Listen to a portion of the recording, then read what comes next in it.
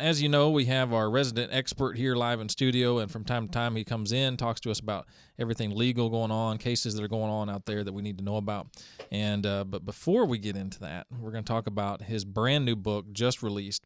By the way, if you haven't heard us talking with Perry before, I've been practicing law for over 35 years, board certified in civil trial law since '92. Works in civil litigation here in Texas, state and federal courts, working real estate, title insurance, defense, bankruptcy, employment law, probate litigation. And by the way, longtime veteran, Navy commander, retired, 28 years, reserve, and awarded the Bronze Star as well. And so one heck of a guy. And Perry, how you doing today? I'm fine. Thank you, Mike. I'm glad to be back. Good. Good to see you again. I'm really excited. Brand new book. The book is called A Private War. This is just released. This is actually literally hot off the presses. You just signed me a copy, and thank you very much. I'm looking forward to reading this. Sounds like an extremely interesting story. By the way, we're going to have links to it on the website, the Pinterest page, and all of that. There's going to be a link to Amazon where you can actually purchase this book. So let's get into the book a little bit and talk about it. It's called A Private War. It is, and the inspiration of it came in a few years ago when I Googled my name and afro.com came up on that search. And so I was curious what the connection was. And so I went in the website, and there was my name, except it was the name of a private Perry Cockerell who served in 1944 in France, in the liberation of France. And he was interviewed by a black journalist by the name of Ollie Stewart. Ollie Stewart was the first black credentialed journalist to cover World War II, and he was sent to Africa, Sicily, Italy, France. He went back to London, and then he went to the liberation invasion of Normandy, and then he covered the war all the way through Germany. He's not very well known. Not at all. I didn't know the name. And he does have a Wikipedia site because I created it, actually, from all the research I did for the last few years. So wow. It was interesting because along the way I learned a lot about the journalists who were credentialed to go to war over there. And actually there were 6 black journalists credentialed by the government in the 40s, and 3 of them went to the European theater and the others went to other areas. And this book fictionalizes him because I created a story around him, and I created 2 black soldiers from Alabama who enlist in the Army, and they are sent to London, where they board a British ship along with the rest of and Ollie Stewart is credentialed, except in the book is named Oliver Smith. He's credentialed, and he goes aboard that ship, and he actually meets them, and he meets the other black soldiers as well. And on that ship was Ernie Pyle, and in real life, Ollie Stewart and Ernie Pyle were on the same ship. And so they travel. They go to Oran, O-R-A-N, in Africa, Morocco, and they cover the war in Africa for that campaign. They cover Rommel, and then they cover the Casablanca Conference in 1943. And Stewart actually interviews Josephine Baker, who was an American black female entertainer from St. Louis who immigrated to France, and she was in Casablanca. He interviews her, sends that dispatch back to the United States, and then he covers it. What was interesting about the study is to learn about the black soldiers' contribution in World War II. There were actually many black service members that served in all branches and in all roles. And then there were some particular fighting units that served in Europe and Africa. The first one, of course, as you probably heard, is the Tuskegee Airmen. Sure, yeah, absolutely. And he covered them. And then he went to Italy, and he covered what they call the Buffalo Soldiers. They were about 4,000 black soldiers that served in, many of them served in Italy. And then they came back, when they came through France, they covered what is the 761st Tank Battalion, which was what's been referred to as the Black Panthers. When you think of the Black Panther, it's really the Black Panther symbol of the 761st Tank Battalion that was trained in Louisiana, Mm-hmm. at Camp Claiborne, and then they were transferred to Fort Hood, which was Camp Hood then, and then they were sent to New York, and then they were put on a ship and they went to London and they trained for another month, and then they were given new tanks, and then they went to France and followed the invasion all the way to Germany, and so he covered them. And he was looking for the condition of the black soldier, but his life was. But in this book, I fictionalized a story that he covers these two soldiers, and along the way he meets famous people. He met Franklin Roosevelt, and he met Winston Churchill at the Casablanca Conference, and then also in the book there's a lot of female journalists that I put, and I created a character by the name of Tatiana Phillips, who was really inspired by a real lady by the name of Elizabeth Phillips, and she was to go cover the war for the black female for the journalist, but then actually got sick in London and did not make that trip. So in the book, I fictionalize that she actually Made the trip, and she falls in love with Oliver. But in real life, the Elizabeth Phillips did report from London, and there were many women that reported from London. And you might know that Martha Gellhorn boarded a ship, went on the invasion on the first day illegally. She violated the rules of engagement and was arrested and sent back. Right. The book has Ernest Hemingway in there, who was on the ship, but his ship did not make it because it was under fire. But there were other reporters that went. Lee Miller was a photographer. Mary Welsh Hemingway later went to France, and May Craig was a journalist. Now there were other men like Charles Collingwood, Bill Downs, Andy Rooney, and that are mentioned in the book, play kind of a minor role. And and we're going to get back into a little bit more of this book. There's a lot of research that goes into this, and I want to hear about all the research that you had to do, all the approvals that you had to get to write this book as well. But we're going to take a short break first. Folks, Inside Real Estate Sports Entertainment, be back in a few.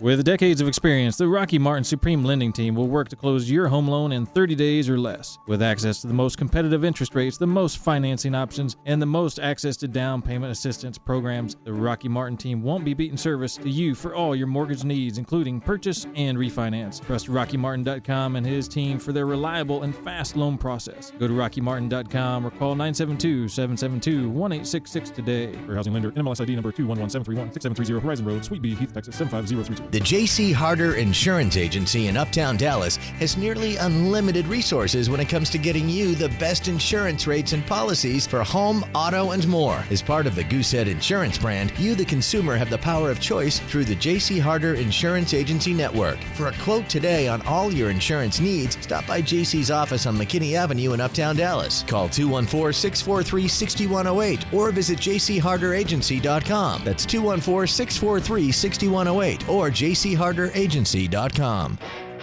Now back to Inside Real Estate. Here's Mike the Realtor. Hey folks, we're back. Inside Real Estate, Mike Kruziniga, your host. Website, InsideRealEstateRadio.com, InsideRealEstateRadio.com. You can always catch up with us right there at that website and hit all of our other sub-sites, social media, etc. We're talking with Perry J. Cockerell, our resident attorney expert. And, of course, today we're talking about his brand new book that just came out.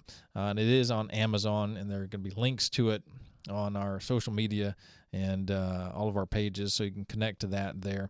The book is A Private War, and let's pick up where we left off. Heck of a lot of research goes in to writing a book. You've been working on this thing for a few years, and talk about all that research, because a lot of this is, it's got to be historically correct, and then mixed with your fiction, and then there's a lot of approvals you have to get as well. There is. Of course, the story of the Black Panther is part of the overall book. It's not. I couldn't cover it entirely, but I cover them from their training all the way into France and Germany. And people might not realize this, but General Patton, if you see the movie Patton at the very beginning, that speech, he actually gave that speech to the Black Panther unit, the 761st. Many people don't know that. Yeah, So I didn't. Yeah. and that's in the book. And of course, that unit was led by a Lieutenant Colonel Bates, who was a white officer at the time, and so he gets injured. And so I created a scene where Tatiana, the female journalist, interviews him after that. I create a scene where Tatiana actually goes and visits or sees Eleanor Roosevelt giving a speech, because her father wanted her to get some experience, and so she covers Eleanor Roosevelt, and then she covers the first day opening of the Pentagon.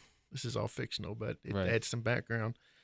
Now, a book of World War II had all the famous actresses. So Marlene Dietrich makes an appearance in Germany, which she did, and I had her sing this, I referenced one of the songs in one of her movies, The Blue Angel. So The Angel, which was in 1930, but I had to obtain the permission to put her in the book, and I was able to do that through her grandson, who said it was fun. And, of course, Ernest Hemingway was alleged to have violated the rules of engagement in France when he was purportedly assisting some of the rebels. And so some of the journalists turned him in, and the inspector general, they basically brought him in and made him answer for what he was doing. And he actually defended himself. So I created a kind of a court-martial scene in the book, because the journalists wore uniforms just like, and so I created a scene where it's appearing like he's on court-martial, so to speak. He's answering the charges that are brought, and so he actually defended himself, and he was not sent home. So I had to contact the Simon & Schuster has the rights to this Patent Panther book written by Charles Sasser out of Oklahoma.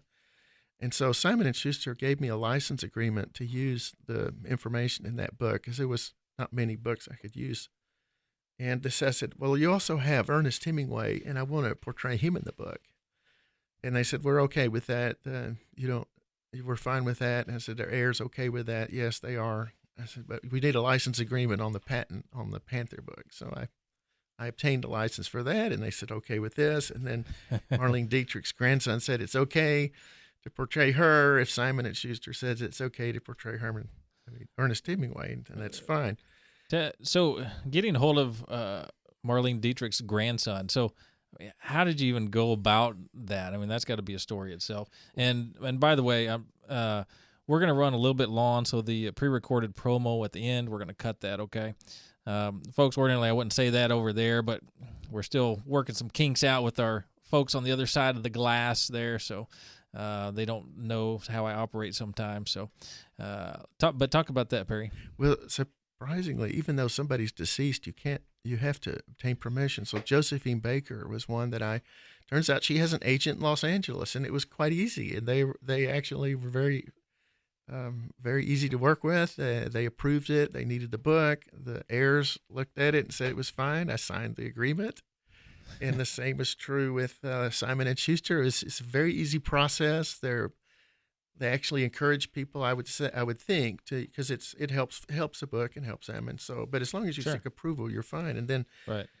Some of these characters actually sing, like Marlene Dietrich sings, and in the Mary Hemingway book, Ernest Hemingway, and she sang in France several times, and Marlene Dietrich visits them at their hotel in France with all of his friends from the militia who were in the hotel. He actually sings songs. So I almost got the idea. I said, well, this book is becoming a musical in some respects. So one of the soldiers likes to sing, but all these songs required license agreements. Yeah, and absolutely.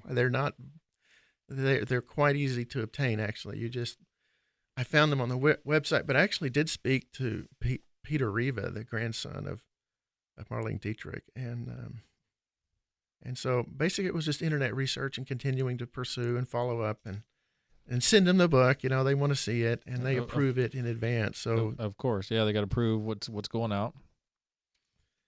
Long story short, as they come, the reporters, it shows all the conflicts reporters go through and the type of reporting they do. They report war. They report the capture of one of the Tuskegee Airmen. They report friendly fire, and then one of the soldiers gets involved in a court-martial, and then they struggle over how they want to report. Do they want to report this?